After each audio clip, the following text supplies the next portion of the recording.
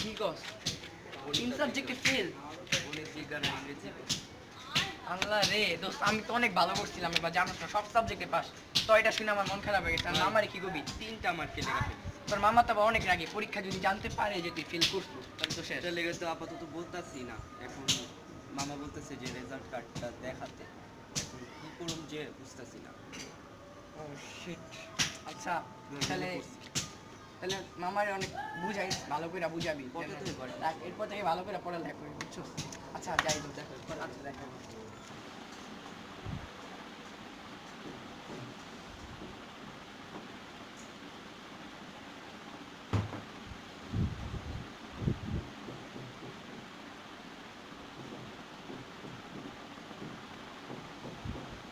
রহিম, একটু এদিকে আয় তো।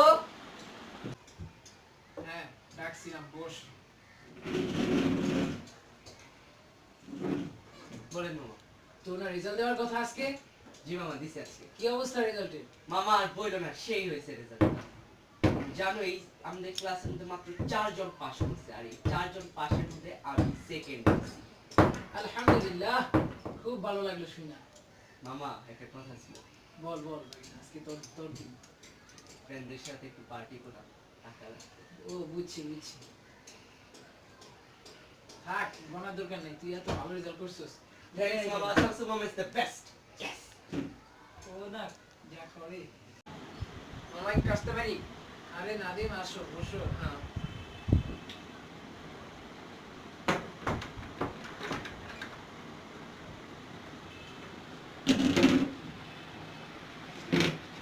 কি মনে করে আসা হলো? এই তো অনেকদিন পরে আসলাম।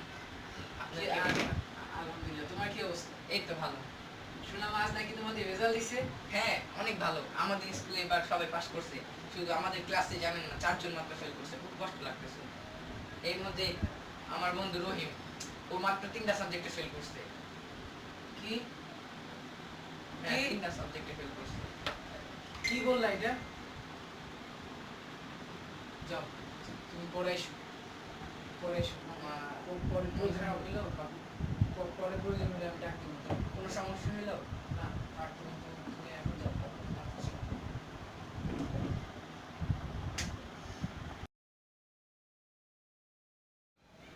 ডাক দিছিলেন মামা? এদিকে আয় তো একটু রহিম। আসতেছি।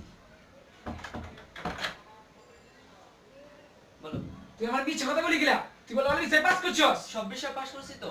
একটু আগে তোর বন্ধু নানি ভাই আমার সব ছাত্রের কথা কই দিয়ে গেছি কেন? কখন? একটু আগেই ছিল, আয়া বলে গেছে ওই পাস করছ আর তুই ফেল করছস। তোর আমি এত কষ্ট করে লেখাপড়া করলাম, দেশে তো ঢাকায় আনলাম যে ওই মানুষ হোক, এর লেগে আমি তোর কত কষ্ট করে পড়লাম, আর তুই আমার এই বুদ্ধিটা নিলি।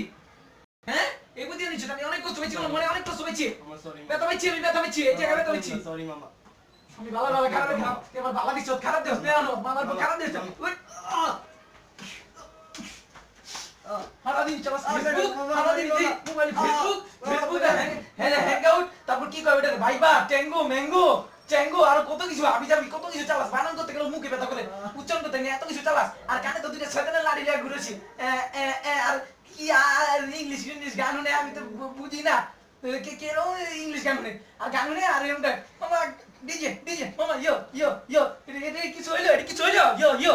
আর কি করে শিল্পী, শিল্পী শিল্পী, এটি বলে তুই পাস করবি, তুই পাস করবি। ওই রই রই ইয়ে পাস করবো, নাদি পাস করবো না, তুই পাস করবি, তুই করবি নাকি? না মামা। যদি পর পর পর পর পর আসলে যদি এমন গুলো না, এমন গুলো না, তুমি সব যদি পর পর যদি ওকে ওকে পর পর পর পর ওকে পর। আমি নেক্সট টাইম না দেই তুই ফেল করছ।